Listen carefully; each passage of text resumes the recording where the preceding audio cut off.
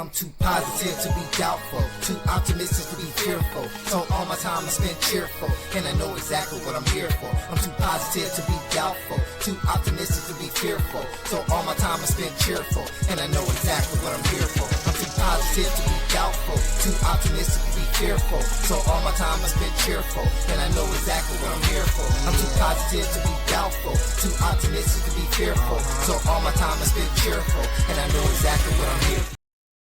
What it do? It's your boy, Dragon Ball Art 92, and I'm back with another bam reaction video. Hey, bro, we got a good one today, bro. So today's reaction video, we're gonna be doing the reaction video to God of Destruction. Goku is born because of Ultra Vegito. Hey, y'all remember, bro. We going back to what happened when Ultra Vegito left Dr. Gero. But before we get to the content today, you guys, make sure you hit that like button so that way YouTube can share the video and we can get more people to actually come and check us out. You feel me? And it also helps out the channel a lot, real talk. Also, if you're new here, we want to thank you for coming by and enjoying great content with us today. Yes. And if you enjoy reaction videos or if you enjoy today's video, make sure you hit that subscribe button. Become a part of the Dragon Ball Art family. Also, hit that bell notification so that way you don't miss out on any video that I drop. Yeah, dig? I ain't gonna hold y'all. Let's get to the content. Yeah, dig?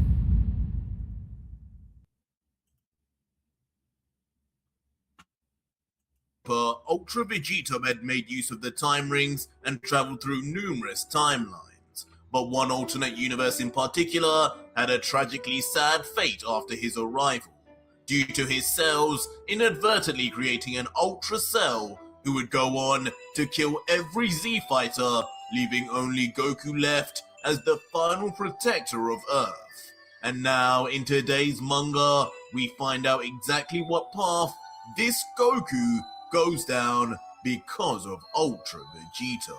Our story begins with a scene in the past, a past that was previously visited by none other than Ultra Vegito, as we now see a bed-stricken Goku who is still fighting the heart virus, not knowing of the events that have gone on until...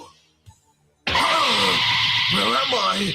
The androids! Did we win? Suddenly, the once on the verge of death Saiyan opens his eyes in shock, finally awake after what seemed like an endless nightmare, only to now enter a new one. Oh boy. So Goku finally woke up. So I wonder if the Z fighters are training or if they actually encounter this Cell. Oh, matter of fact, I think they already encountered Cell. Oh, Cell already killed them. That's right. The last episode, Cell already killed them. So he waking up to a group of dead Z fighters. What? Ooh. Huh? Goku? Goku! Is he awake? And immediately, Chi-Chi, his wife downstairs, is alarmed by the noise. What Yamcha doing with Chi-Chi, bro, while Goku was asleep, bro? Bruh, you know, you gotta watch people, bro. You know what I'm saying? Yamcha just a little too close, bro. You know what I'm saying? No, I'm just playing. But why is Yamcha still alive and everybody else dead? Oh, well, I mean, I get he ain't strong enough really to fight, you know, that Cell. So he would think in his head that he ain't gonna go out there and put his life at risk because, you know, there's nothing he can do. So it makes sense. And so too is Yamcha, who came back to help take care of Goku after being nearly killed by Android 20. The two then run up the stairs immediately to Goku's room, with Chi-Chi yelling, "Goku, I'm coming!"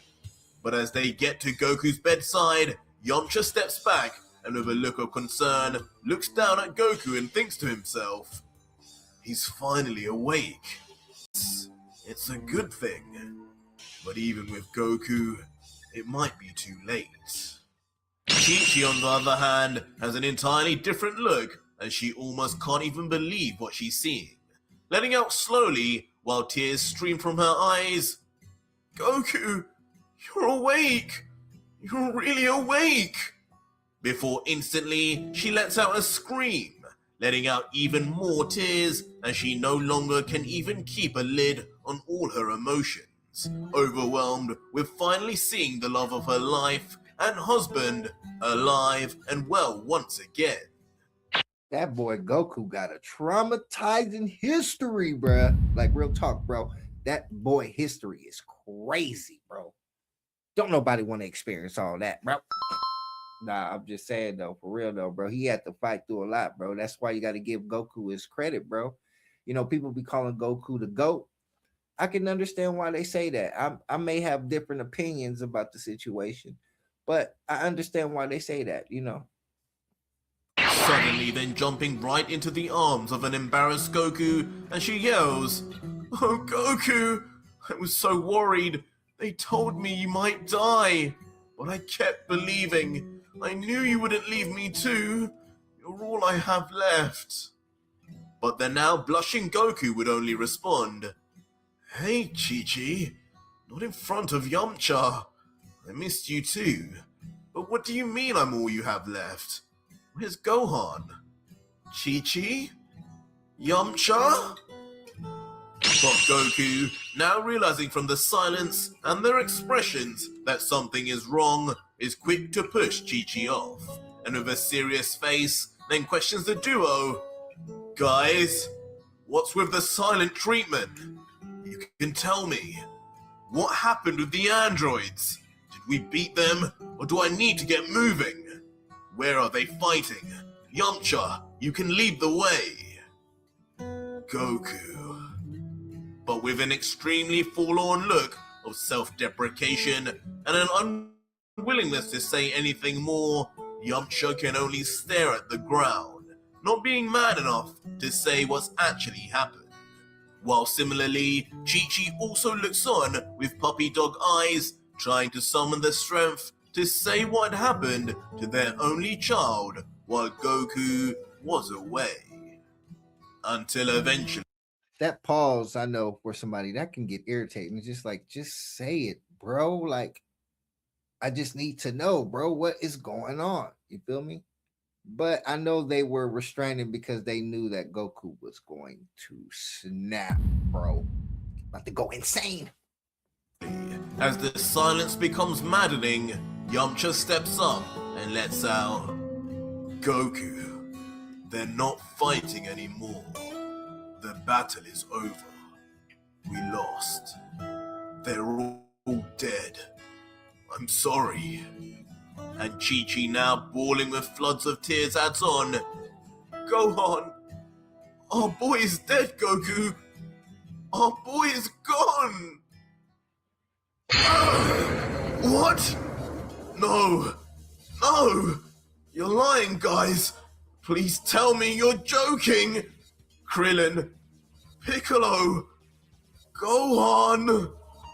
But as Goku looks again to Yamcha for confirmation, his silence and closed eyes say everything he needs to know.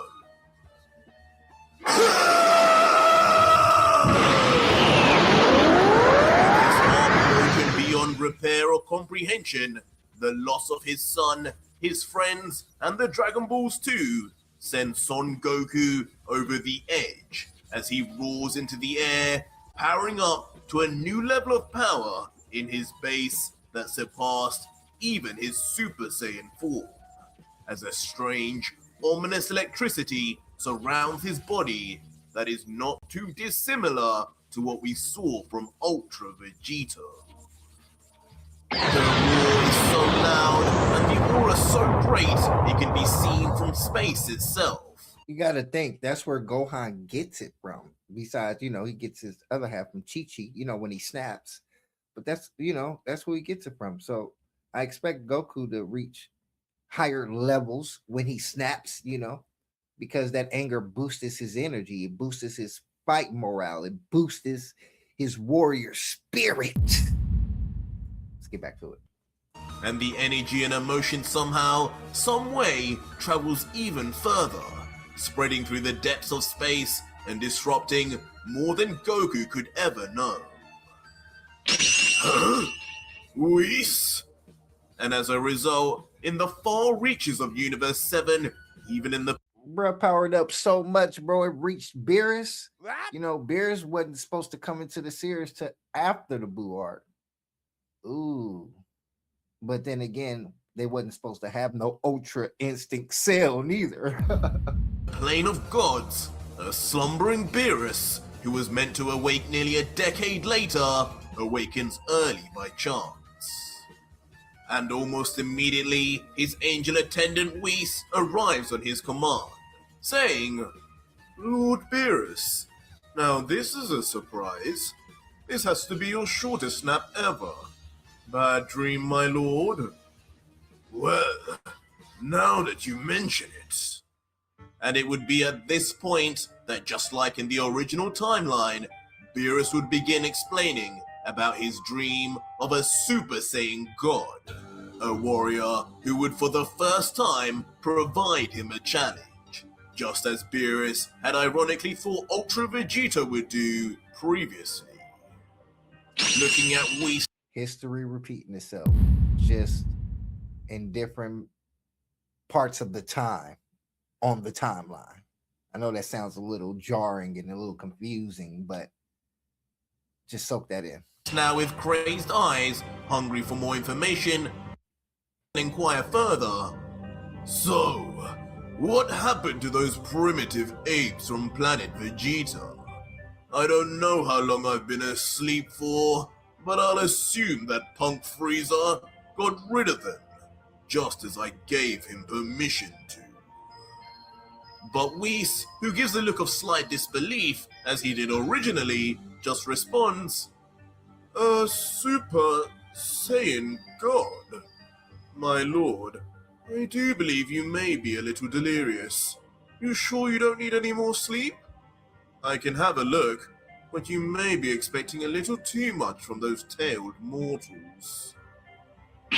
And just like that, Whis would then summon his staff, and then proceed to look deeply into the crystal portion of the Spectre, saying out loud, "Well, let's see. North Quadrant, Universe 7. Ah yes, Planet Vegeta is no more. Frieza did indeed eliminate them, but it seems a number of Saiyans did survive. The majority seem to have found themselves on a planet known as Earth, and... What? My god! By Zeno, this cannot be!" But suddenly... That's how you knew it was a problem, bro. Whis does not come out his character too often unless it's something really serious that frightens him. So this is how you know this is serious. For real, for real. As Whis looks on at what became of the Saiyans on Earth, he begins to see a quite frankly shocking image and turn of events as he continues with a hint of fear. Lord Beerus, you need to come and see this. This is a problem." "Huh? That's unlike you, Whis. What can you see? What's wrong? Tell me at once." Leaving Beerus in a state of curiosity as he watches his usually calm and collected attendant suddenly begin panicking.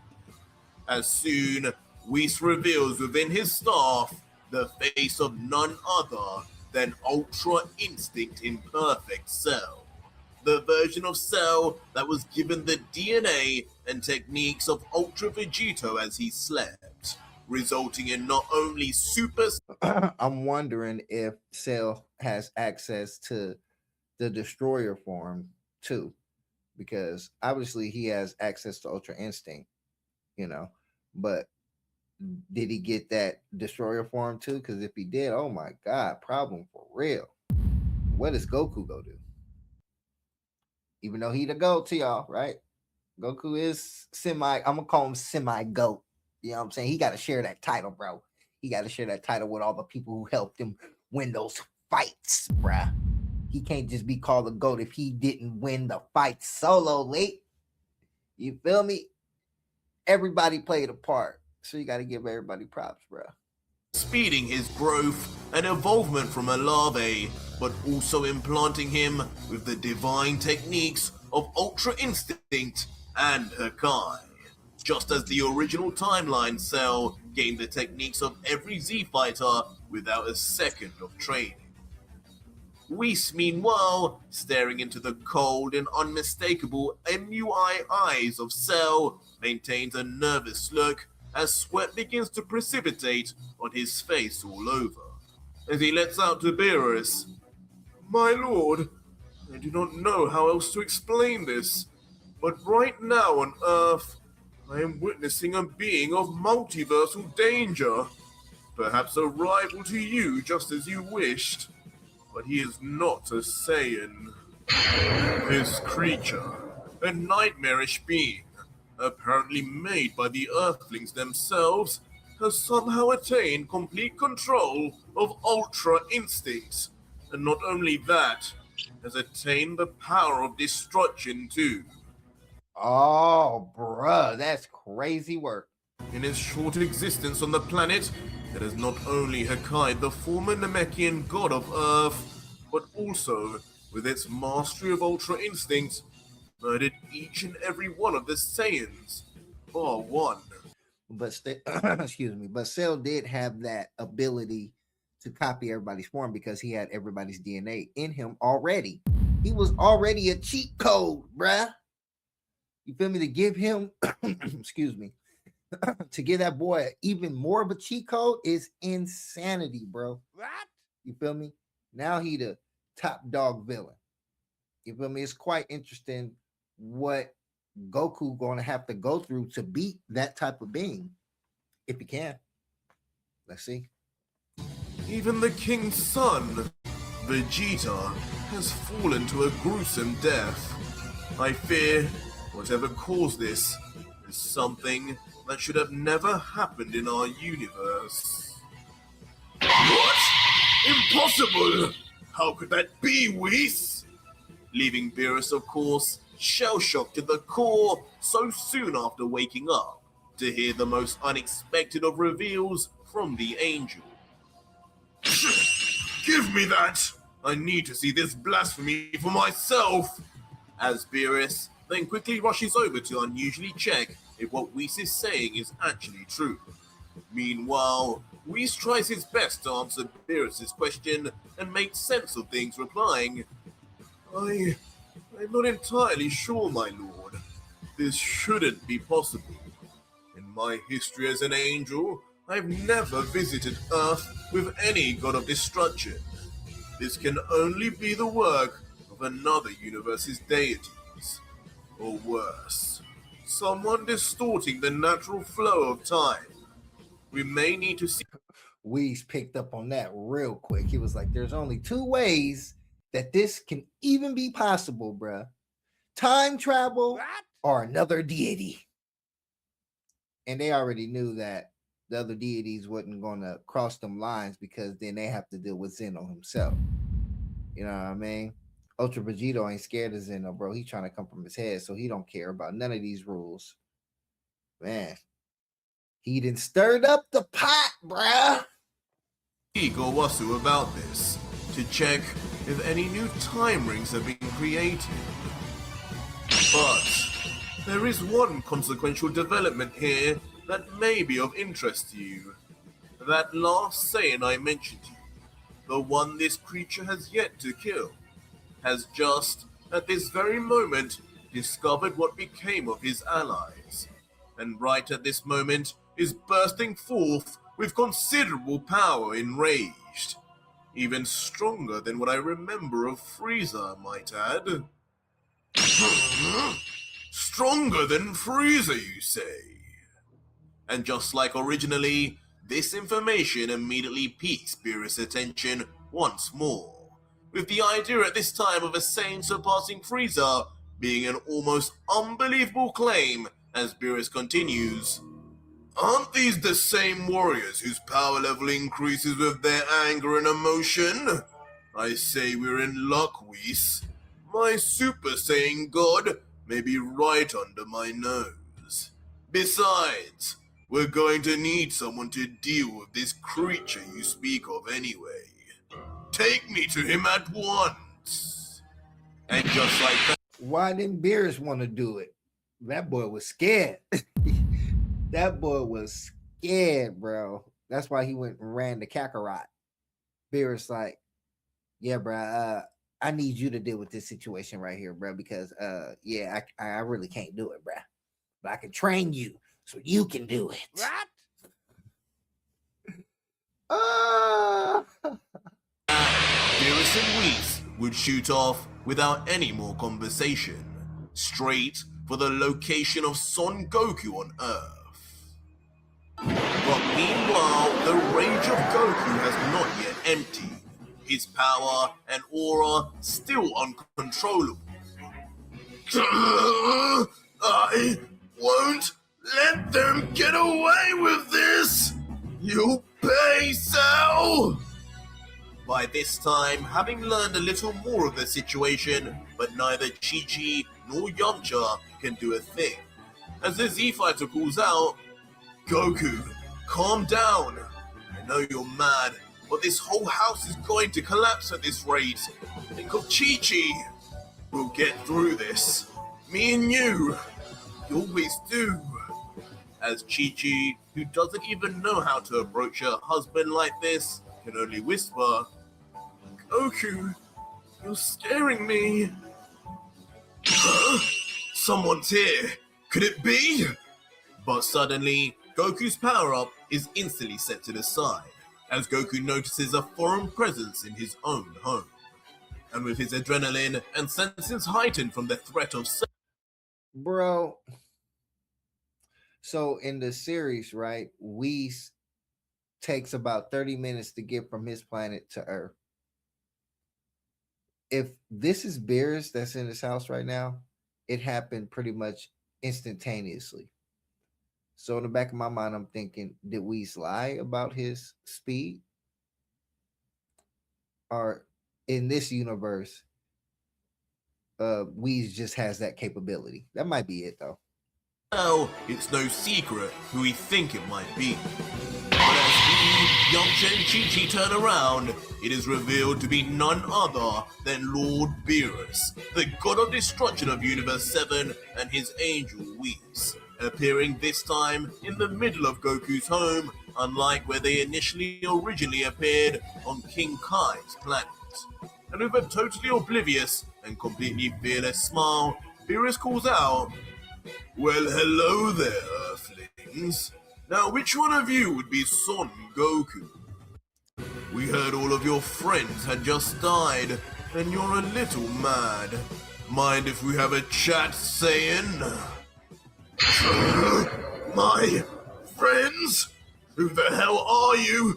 Are you Cell? Instantly in a blind rage, not even thinking for a second other than about the bodies of his friends and family, Goku powers up to his max Super Saiyan form. Bolstered by his Saiyan primal anger, his power level reaches a height far higher than it ever should have gone. You're going to die for what you've done, you monster! Instantly rushing in at Beerus, not knowing just how severely outclassed and misinformed he really was. Cell, what a peculiar battle cry for a Saiyan. Perhaps this is the name of that creature you saw, Whis. I guess we'll soon find out. And as expected, Goku's attack, even as a Super Saiyan, is completely stopped without the God of Destruction even moving an inch. Of course, alarming Goku. Huh? While Beerus with a smile comments, looks like we may have been right, Whis. This is levels beyond that Frieza fellow. I almost actually felt that. Looks like we may have our so-called Super Saiyan God. Come, Whis, let's go home with our new friend and find out. So basically, Beerus went to Goku house to kidnap him and then give him some training. You go train that boy so he can get strong like a god. Wow. But is that gonna be enough to beat Cell? That's the question. To which the angel, with an eerie smile, just responds, "Yes, I do believe you may be right. As you wish, Lord Beerus." And just like that, in a flash, all three vanish from Earth right before the eyes of Chi-Chi and Yamcha, who are left nothing short of utterly shocked that their last remaining hope for Earth had just been taken away from them, just like everyone else. Huh? Goku! No! What happened? Goku? Please. No! But eventually, as a few hours pass on the planet of Beerus, Goku's brought up to speed on who exactly Whis and Beerus are, learning of the gods of destructions and their angels, before finding out the exact reasoning why he was there and Beerus' dream of a Super Saiyan god. So, Saiyan, that's the deal. I need a challenge, and you need to get stronger to avenge your friends. So we brought you here to kill two birds with one stone. With Whis adding, "Yes, Goku-san, though Lord Beerus has hopes of making you into the perfect opponent for himself, I dare say the more prominent danger here is still this figure you call Cell. For whatever reason, he possesses both of the signature abilities of both myself and Beerus. Powers that unfortunately he used to decimate your friends with ease." And Goku, now having calmed down and understanding the situation, Bro, Ultra Instinct by itself is overkill in that timeline. Around that time, it's overkill, bro. They ain't even reached Super Saiyan 2 yet, bro. Thinking about Ultra Instinct, they wouldn't stand a chance, bro. At all. and how powerless he currently is, then just looks down on the ground, doubting himself as he responds, "So, this android, Cell, has not only the powers of all of us on Earth, but also the powers of you gods too? Damn it! No wonder not even Vegito or Trunks could do anything. What am I supposed to be able to do? They were both Super Saiyans. They both even trained in the hyperbolic time chamber, and still died. It would only be the same for me. And here I thought you Saiyans were a more cocky bunch." But Beerus, hearing this pessimistic view, can't help but smirk, as he continues, "Yes, well, against this Cell, you haven't got a chance in hell. Ultra Instinct would make him virtually untouchable to someone of your speed, and Destruction Power alone would make short work of you before you even got a chance to move. But who says you can't attain the same abilities, huh? After all, no one knows destruction better than I, and no one knows the divine techniques of Ultra Instinct better than Whis. He is made of your cells, right? So that means you too have the same potential." Beerus pulled out a good point, and that's how you know that Beerus is a smart guy, bro. Despite the fact that sometimes he may come off as being scary, What? he's actually being smart. So you got to respect that. You feel me? Let's get back to it. This cell currently is absorbing the Earthlings one by one, and with the population of your planet, it's going to take him years. Not to mention, he probably won't even think of leaving until he finds you. Yes, and with that amount of time and the right training, you could avenge them all. We have access to dimensions where 2 years can pass with only 1 day flowing in our world, similar to the room of spirit and time you mentioned. And who knows, maybe after defeating Cell, you'll be able to bring them back. After all, we know of a set of special Dragon Balls that can bring back even those It's crazy what's going on right now because him being able to train in the spirit, room of spirit of time, that's what's up. Let's get back to it. Those who had been erased by the power of Hakai. I can have a word with the Dragon God Zalama if you work with us, Goku-san. All you need to do. Excuse me, I mean the pyramid of power. That boy about to go in that pyramid of power and go dumb. Now, if Goku actually obtained those two powers, he definitely will give Cell a run for his money. But the thing about it is, Cell ain't even perfect. So what that power look like? You feel me?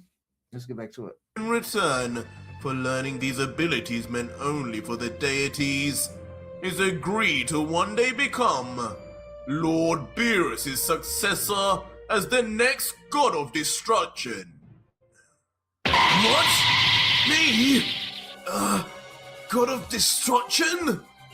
No way! Which in a callback to Jiren's reaction to the same deal last chapter leaves Goku. I find it kind of funny too that nobody be wanting that position. They be like, nah, bro. Nah, I don't want no part of that. And Bears don't be doing nothing, bro. Nothing, but they do got to give up any personal life that they have. So, it's kind of lonely except for we. So I kind of get why Goku and them be like, nah, bro, I'm not giving up what I got for that. No way. You know why, bro? He just want to be with Chi-Chi, bro. I mean, who can blame him? Equally shocked to hear. But just like Jiren, Goku too realizes he has little choice. But his reason and motives will prove to be far more serious, as he looks to the ground momentarily and remains quiet, trying to collect his thoughts before finally making a decision and yelling to the heavens themselves, "Fine, if it will bring back my friends, my family, my son, I'll do it. I'll do anything to beat you, Cell!" And so, over the span of 14 years in the Pyramid of Power, which of course was only 7 days in the outside world, Goku would spend each day. That's one interesting time difference, bro. And 14 years of training. Ooh. Let's see how strong he get. Training non-stop with both Whis and Beerus, combating constantly with Lord Beerus acquiring the power of destruction, while battling with Whis to learn to move without thinking and thus master Ultra Instinct, before ending each day in deep meditation where he would train visually, recounting and putting into practice everything he had learned in the hours before. This Goku taking things a whole lot more serious, bro. He is not playing, bro. And they are beating Goku down so that way he can actually get these forms, because he got to go through that. That's the way Saiyans get stronger, bro. They get beat down, to them they're about to die. And then when they come back, that little boost, man, and they learn a lot too. But this meditation part is very important for training for Goku, bro, because you got to be mentally strong to deal with these forms. And eventually, in the end, even if battered and bruised, Goku would ascend to a level beyond anything he had achieved in any timeline. And so 1 week later, Beerus and Whis would wait outside as the familiar silhouette of a figure who could only be one man would walk slowly towards them.